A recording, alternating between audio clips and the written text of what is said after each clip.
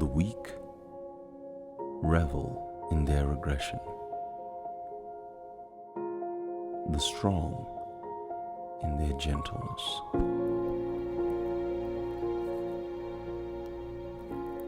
Be more hard and less attack.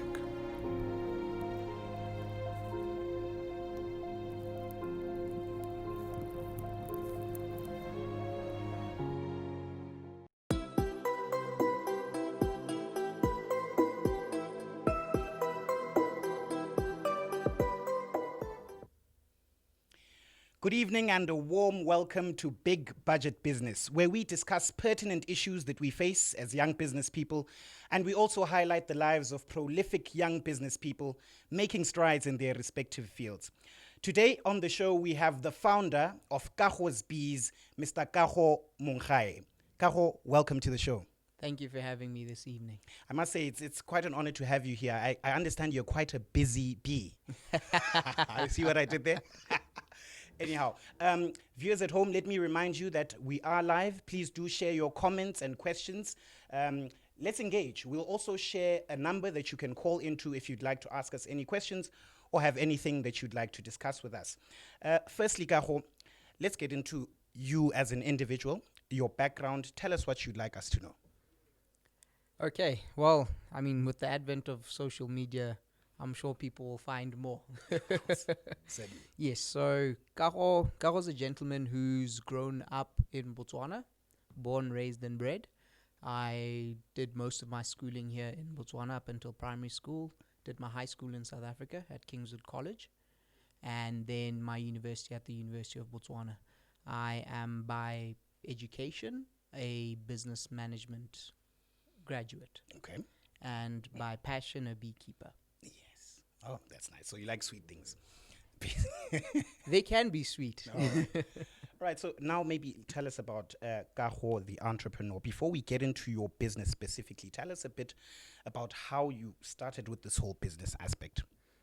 I would like to think, for me, business is something that was developed in me from a grassroots level. I think one of the benefits I had with that is my father, who had been venturing out and doing his own business and left formal employment as far back as the 90s. So I grew up in a household where being an entrepreneur and living it every day and seeing the challenges was a reality. And for me, it's something that grew on me, I believe, as I proceeded through school. But as an entrepreneur on my personal development journey, I'd say that it started right back in primary school. We're a group of me and my friends. We sat down and we decided, look, candy's nice, so let's start backpacking candy. Okay. So there was some candy. The sweets were called Mike and Ike's. Mm-hmm. Yes, so we sold that to our classmates, cleaning staff, groundsmen, all of that. So you're back moving product. Yes. So back then it was more for, going to the movies and all the childhood niceties, So you'd get pocket money, but pocket money was limiting, so that gave us a little bit more leeway and freedom to do a bit more. And then I'd say high school, that was further developed. I opened up a little tuck shop in my boarding school, in my boarding house, where I was selling a much bigger variety of products. So fizzy drinks, energy drinks, chocolates, cakes on special order here and there, fudge. Yeah, so it was a very interesting time. So it's safe to say you were very enterprising from quite a young age. Yes, I believe it's safe to say that. Are there still some of the principles that you used there with your little tuck shop in high school that you apply in business today? Yes, records management and accounts management. Certainly. Keeping track of the numbers. Yes, because I think one of the things that I learned is don't eat your own supply. So I still use that principle from having learned it to now. Wow. No, that's good. That's good. Now let's get into Kago's Bees. Tell us about this business, its products, and anything you'd like to share about it. So Kago's Bees is a business that was formally given a business go in 2018. Okay. I'd say from 2010 is when I started my introduction into bees, where I started it as a hobby in the backyard, up until I hit a few hiccups with the bees where I was keeping them, which was my grandmother's place. So what happened is there was some conflict between dogs and bees, and it caused a bit of a stinging frenzy and aggression with the neighbors and at home. So I learned from that.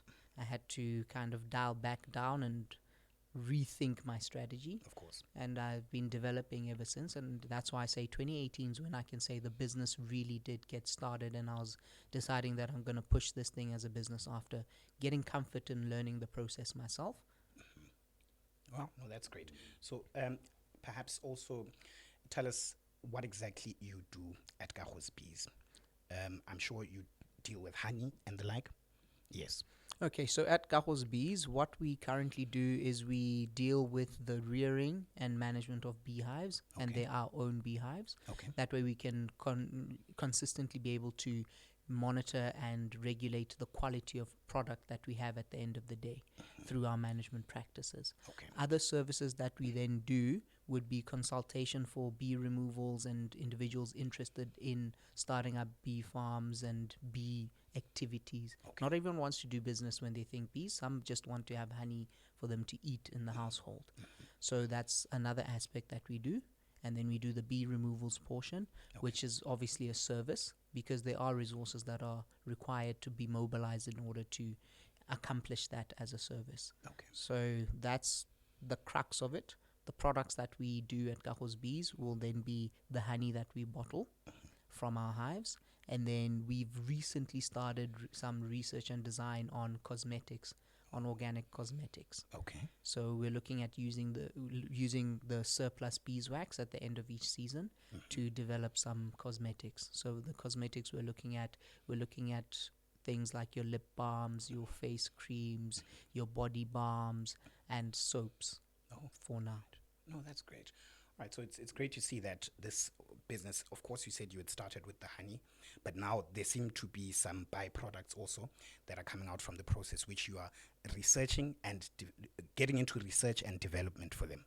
So it's important for us to consistently research and develop and see how we can expand what it is that we might already be in. Let me remind you, viewers, once again, that we are with Kago Monggae of Kagos Bees. If you'd like to ask us any questions, make sure that you send us your comments and questions. If you'd like to call in, there is a number that you can call, and that's plus 267 7305 9578. I'll repeat that, plus 267 7305 9578. So let's engage. Let's see how we can work together to make our businesses better. Now, Kago, what I want us to talk about is for you to walk us through just specifically the honey process. How do you start and how do you get it to the shelf? So from the bees back at home all the way to the shelf. Okay, so the first step is getting the bees and having the bees. So usually people will acquire bees through bee removal activities. So feral colonies, which are feral because they're wild, they have no real place, they just arrive and do their thing. So those can be posing a risk to human life or animal life or damage to property, because obviously with the activities of the bees there's certain property that can be damaged. So you'd acquire bees through that means, and then you'd house them in a box, in a specialized box for rearing bees. Okay. So the boxes that we currently use for our production are called Langstroth hive boxes. Okay. They're an international standard. So the specifications, no matter where you go in the world, a Langstroth box is a Langstroth box. The specifications, dimensions, measurements should all be the same, if not within a very narrow error of margin. All right. So that's the first step. Get the bees. Second step, placing the bees in ideal locations for them to be productive. Okay.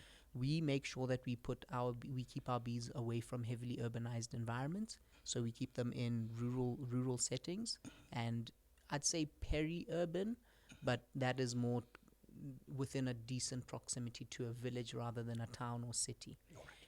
That's due to wanting to maintain certain things relating to product quality. So we select where we place our bees because we're looking at the activities that are ongoing within a 5-kilometer radius immediately of those bees, and then we catch to a 10-kilometer radius.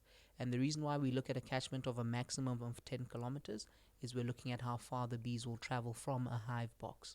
So they'll travel on average when it's really tough in terms of the environmental conditions where there's not enough food available, a maximum of about 6 kilometers. Okay. The reason why we look at 10 is to limit interference from things like pesticides, sugars that are from Coke cans and so forth. Bees will not naturally choose to eat processed sugars. They much rather prefer flowers. But when times are tough, they will focus on trying to get some food in for sustenance to maintain the hive. Okay. So that's now the placement.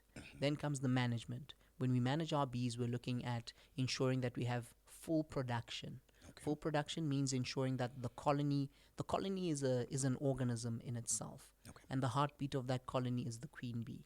So things like maintaining and managing the age of the queen bee in each hive so that she can continuously reach the peak of her production.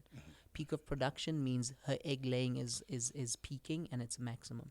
A queen bee in season, right in the peak of season, can lay up to 2,000, if not more, eggs a day, given the space and availability. So the older the queen gets, the more her egg laying drops off.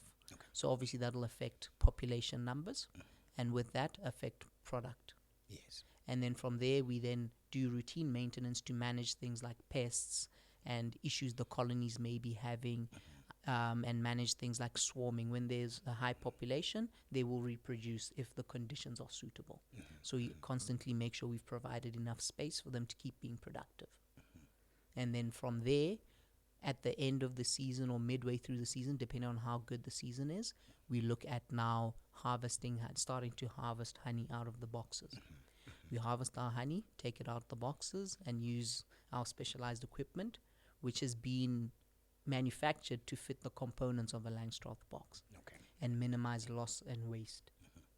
Then we store our honey in airtight stainless steel containers in bulk up until the point where we bottle.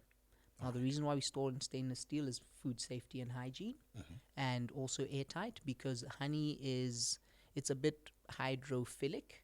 So hydrophilic means honey itself left out in the open will tend to want to draw in moisture from the air.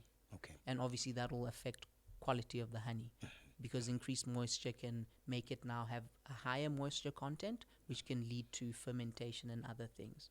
But perfectly fine honey that's been harvested should not ferment that quickly. And then from there, of course, we now get to bottling. And then from bottling, we market. But we usually start our marketing when we start bottling, so that our product doesn't sit with us for a long period. For a very long time. And then we then distribute. Currently, we distribute to individuals and small entities due to our capacity constraints. But we are actively working at our expansion and growth. That's great. So I see this is quite a thorough process. Perhaps maybe let's get into some of the dangers associated with it. I mean, these are bees, so it's quite a dangerous game. Would you say, though, that it's worth it at the end of the day? Would you advise people to get into it? So, with everything in business and in passion, the limiting factor is your capacity.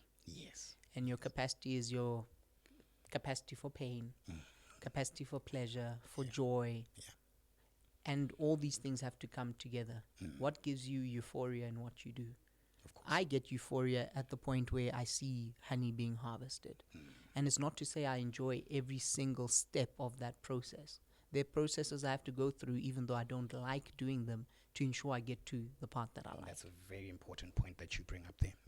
And for me, one of the risks I constantly tell my clients, especially those for bee removals and so forth, is that when you look on YouTube usually and look for bees and how beekeepers are doing things around the world, the types of bees you see are a more European type of breed of bee, which is less aggressive than the African bee. The European species, you'll find that maybe 5 to maybe 10 bees, when they are attacking and agitated, will come out to defend and sting.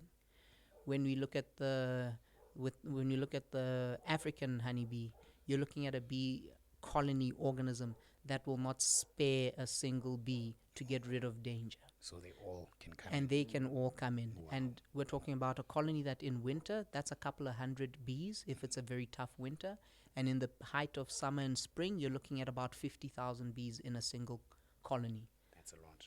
So I have, like I said, I have initially, when I was learning, had to go through the understanding and learning of that phase and process.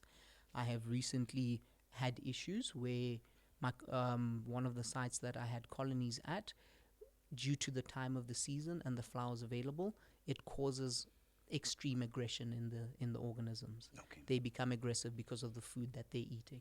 Okay. But it's also because there's a slim chance where at that time, once that particular flower is done with flowering, there's a bit of a gap when there's no food, which also heightens the aggression.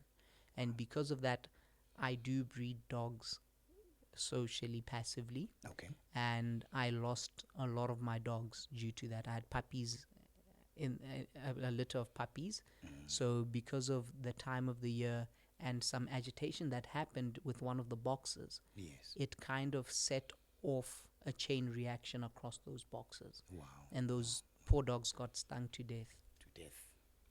Yeah, so such, I think, such is the challenge of business. We will go through ups and downs, and there will be situations that make us question. I'm sure it's at that point, you must have been very close to your puppies. Yes. I've kept dogs and pretty much bred dogs since before bees. I got my first dog when I was in standard 4. And I've had dogs ever since. And when I say dogs, I mean dogs. I mean, I've had Ridgebacks, I've had poodles, I've had boxers, and I've recently, over the past couple of years, been keeping Rottweilers. And those Rotties are amazing pets. Yeah. And when I say dogs, I mean minimum I'd be keeping about 3 to 4 dogs. So I'm very close with my dog. So it was something that did hit home. Yeah. And it also made me question if the returns were worth it. I did consider pulling out of the business, looking at the constraints and what had happened and the risks associated with it, especially to my locale and the people that interact with the property at which I was housing the bees. Wow. But like I was saying, such are the challenges of business. We live, we learn. So I think the next thing that we can ask basically is, you happen to be a Tony Elumelu Foundation alumnus, right? So tell us about the Tony Elumelu Foundation, its grant, how you got into it, and would you advise young business people to consider it? So I think as a starting point, the Tony Elumelu Foundation was not the first grant I've ever tried to apply for. Oh, wonderful. It was not the first place I tried to seek assistance for. There's been a number of activities that I tried, and it was one of those, you can knock on one door and it's going to shut in your face, and a couple of them shut in my face. Yes. But they ultimately led to this one opening up. And I would like to believe those not so successful attempts helped me build my process to be able to get successful in the Tony Elumelu Foundation program. Okay. So I'm a successful applicant and a successful, I guess, product of the 2019 cohort. So I would advise people to try it. I would advise people to keep looking, keep hunting, keep searching for the things that they really believe can help them elevate and achieve what they set out to achieve. Of course. Of course. And tell us maybe a bit about the process. Like, how did it work? So there was an advert that was flighted, and the advert that was flighted was speaking specifically to those who are interested, who match up and meet some of the Millennial Development Goals. In essence, try your luck. It'll be a program, it's intensive training, all done online through correspondence, and there'll be weekly activities and your dedication to get through the program. And should you be successful and complete the program, you'd get a $5,000 seed capital grant. Hello. I think we have a caller on the line. Hello, sir. Hello. Oh, okay. No, that's fine. Sorry about that. Nonetheless, you mentioned that this is $5,000. I'm Yes. sure that helped a lot. Yes, that really did help a lot.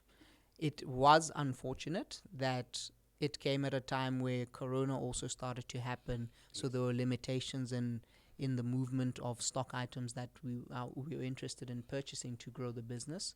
And then everything sort of started to come right, and we started to get in all our stock items. Yes. We had plowed out a number of quite a sizable hectarage on the farm of sunflowers to actually put some bees in there to pump them and grow them, so that we could split and increase the hive box numbers. And at the point in time we had to mobilize all of this, the first lockdown happened and movement stopped, and it was kind of a lost cause. So it was a bit challenging and a bit of a feeling defeated moment. And with that being the end of the summer-spring gap, that meant there's no real expansion plans that could happen because we're going into winter. Yes.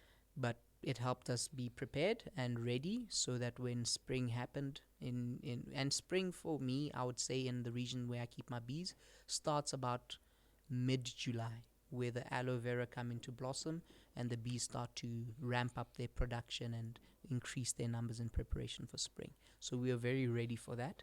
And since then, we've been able to actually increase our hive populations. Oh, no, that's great. That's great. So I take it you're listening out there that we need to continue, as Kago says, to look for different things, whether it's scholarships, whether it's programs that can help us elevate our businesses so that we can move our businesses to where we want them to be. Let me remind you once again that we're live. You can comment, you can send your questions, and you can call in 73059578 if there's anything that you'd like to know about Kago's bees and the whole honey harvesting process. I think you touched on something there. I think one or two challenges that you've had. You've touched on them already, but let's get in depth into them. You did lose dogs. You did have the corona pandemic hamper some of your plans. Would you say those were your biggest challenges thus far? For this year, I would say they really were. Okay. Confidently, yes. Okay. And how would you advise someone to take on a challenge and then build the resilience, basically, to move through whatever challenges they face? So I think one thing I learned through this time was that we have a natural drive to see our stuff succeed. Yes, of course. No matter what we do. And with that, you need to find a place of quiet when everything seems to be going pear-shaped. Yes. So when it's all upside down, you need to find a place of quiet so that you can actually re-strategize and look at what's available to, as quickly as possible, react to the situation. All right. No, that's fine. I think we have a call. Do we have a call on the line? Hello? Hello? Caller, are you there?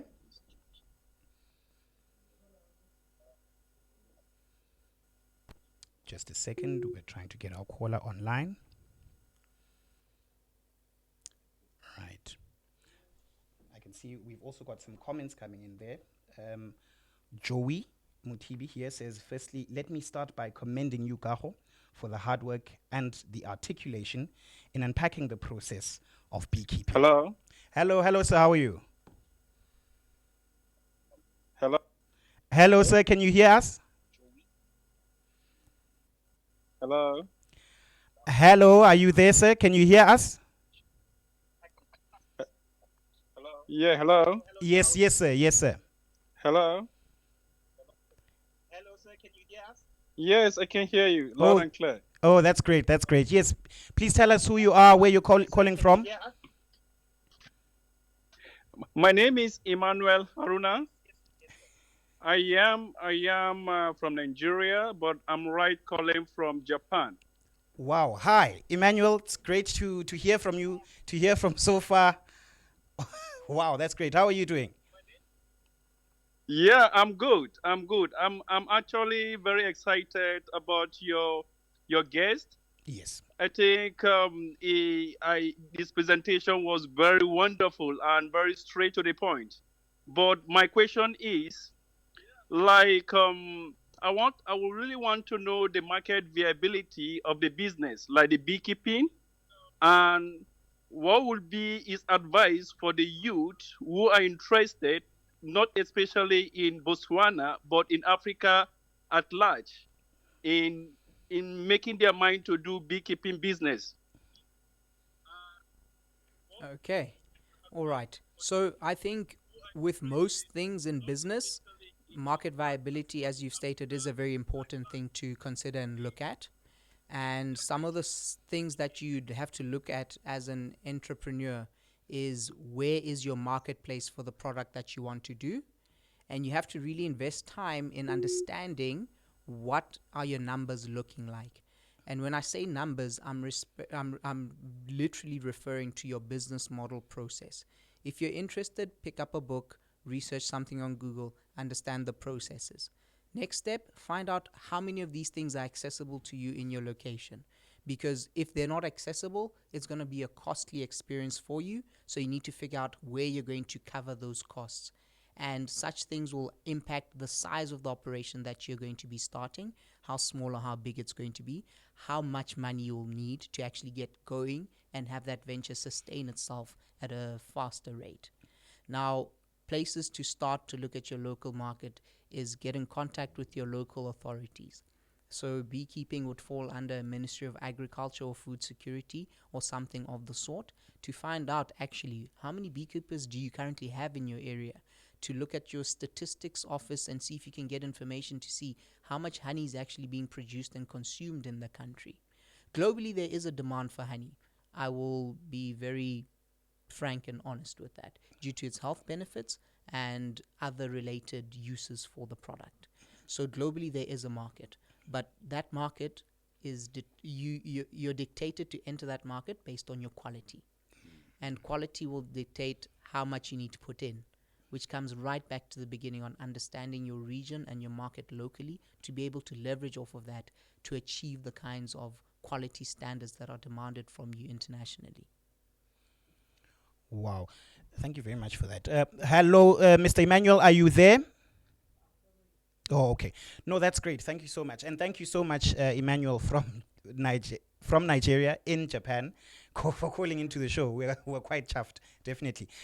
So I think a takeaway that I got from you there was, first and foremost, research, right? Getting in touch with your local authority also, because it's important for you to know what regulatory issues might be there. We were still reading Joey Mutibi's comment here, and he says, firstly, to congratulate you, of course, and then secondly, my questions are as follows. As a beginner from inception in the beekeeping game, after how long can one farm bees until they reach a business stage of breaking even? How long do you think it would take for one to break even? So I think the truth is that would be a purely subjective response. Right. I can't give an objective response that, you know what, you will make money after 3 months, after 6 months. It comes back to what I've just been saying now with regards to getting to understand your numbers, getting to understand your process. Because what is it that you're in the business for? Are you in it to make $1 million? Are you in it to make $500? Where do you want to play? Because all of those are still businesses in operation. Of course. So, and it's one thing for everyone listening in to understand that it's bee farming because it's a farming process, but it's also seasonal, which means it has its cycles of production and it has its cycles of not being productive. So these are the things that you need to marry together to see where you need to be playing. For example, if you were to say, look, I want to have 100 boxes, and those 100 boxes should bring me revenue. Each one of those boxes is going to cost you in Botswana Pula terms and value to set up and have operational. Let's say, as a conservative figure, looking at everything you need to be productive, about 2,500 Pula, and that's for everything to be operational and productive without bees. So how quickly can you get bees? How quickly can you grow your population? And if it's a cyclical business where you're only harvesting during one period in the year, you need a breeding time, you need to build up your numbers. So it's all determined on your level of operation and intensity. Mm-hmm. Mm-hmm. And then his question goes on to say, what steps have you taken to sort of adapt to the new normal as a result of the whole COVID pandemic? So with the occurrence of COVID, obviously there's reduced human interaction, there's increased hygiene requirements, and due to the nature of beekeeping already, it's not a very public activity. So on the aspect of social distancing and human interaction, I would say it's not that much of an impact on the normal business process. Okay. Because you're looking at two individuals handling the boxes as you consider your business operation on a day-to-day. Now, obviously, that's directly in the business.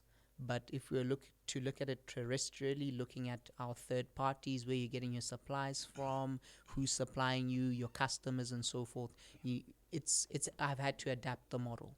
The manner in which we're able to approach customers, do our trade-offs in terms of us delivering to them their products, and us then receiving payments, is something that we've actually had challenges with, but we've since been able to model our processes around it.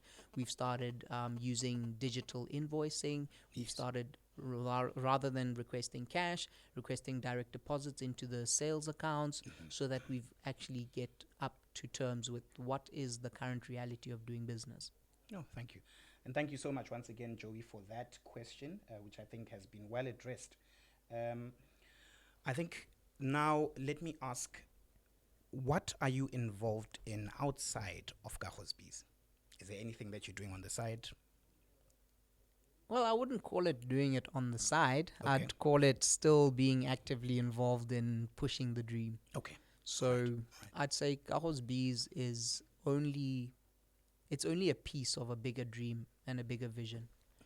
And our processes are for traceability in the food products that we eat and accountability in terms of quality. Of course. So we are actively developing the farm to ensure that we can actually provide our customers with produce that when they look at it and we tell them of the superior quality and the steps that have been taken to ensure that what they're consuming is of a high nature, which is looking at things like sustainable farming, Yes. to ensure that we have minimized pesticide use and poison use and chemicals, because all these things have an impact on the ecology of things and the microclimates and microenvironments. I mean, it's easy to say, look, they're rats, let's poison the rats, but something eats the rats. So if you poison the rat and something eats the rat, something eats what's eaten the rat. Yes. If the rat didn't get eaten by anything in being dead, that poison's still there and active. Absolutely. It's going to fall into the ecosystem. So those are things that we're looking at continuously, at how to build sustainable means of farming and sustainable means of produce. Right. Thanks a lot for that. And we've got another comment here from Tibos Mdojwa, who says, proud of you, Mr. Kago Monggae. So I see you're getting a lot of love out there. No, that's great. So I think basically in closing of our conversation, how can we access your products or services? So currently, the products are not available. Okay. We're running down the last of our stock. Okay. This is the beginning of the season, it's the beginning of the cycle. All right. So the harvest process hasn't started. Okay. But we are accessible. Our services are accessible. We do have an Instagram page at Kagos Bees. We are on Facebook, Kagos Bees. And we do have our email address, which is kagosbees@gmail.com. And all of these are very well documented and available through our social media platforms. All right. No, thank you so much, Kago. Once again, it's been a pleasure having you on the show and understanding your honey harvesting process. And we wish you all the best of success in your endeavors. Thank you so much for coming. Thank you for having me. All right, most welcome. Now, before we get into our 2-minute tip, let's go for a quick commercial. We'll be right back, so please don't go anywhere.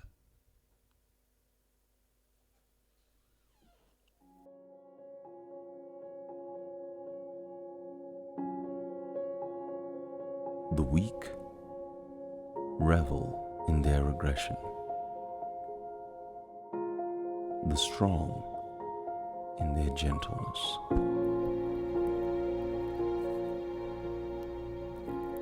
Be more heart and less attack.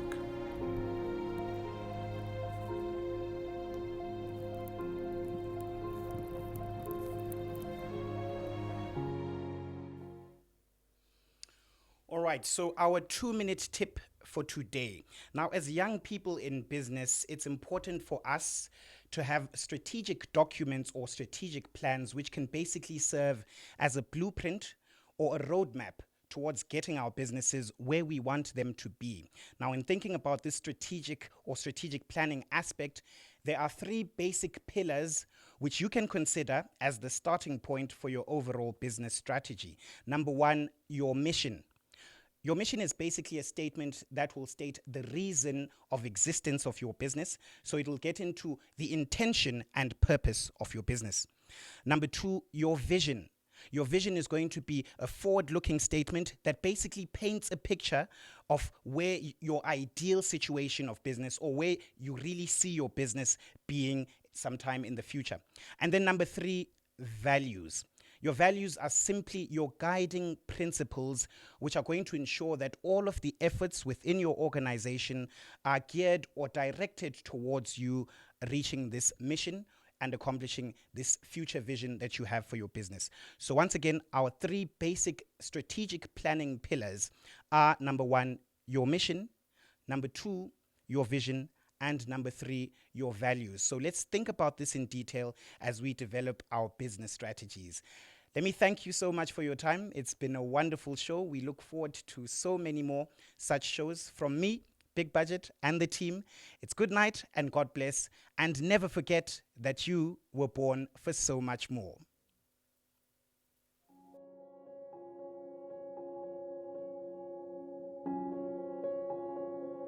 The weak revel in their aggression. The strong in their gentleness.